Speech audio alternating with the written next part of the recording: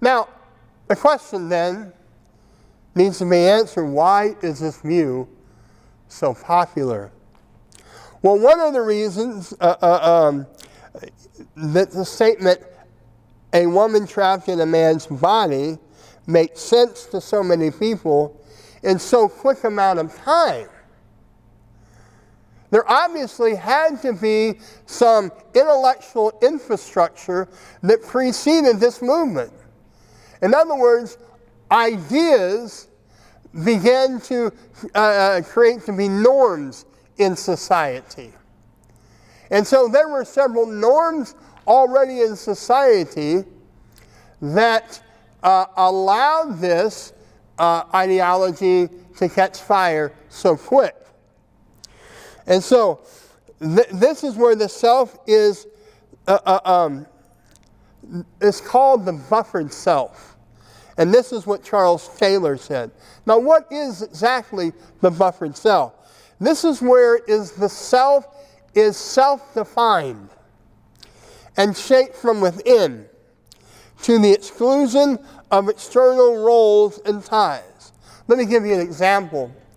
The difference between a traditional culture and a modern culture when it comes to identity formation.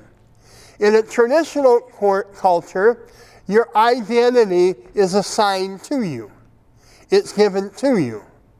Your dad was a locksmith. You are a locksmith. Your son will be a locksmith. It was an identity given to you. So the source of identity is from without. In a modern culture, it's flipped.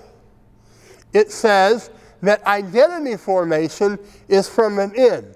So you look inside of yourself, you discover a feeling or a desire, and that becomes the source of your identity.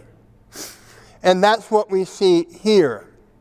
And so we find our true selves by detaching ourselves from external influences like home and family, religion, tradition, that determine who we are when we need the term determine who we are for ourselves.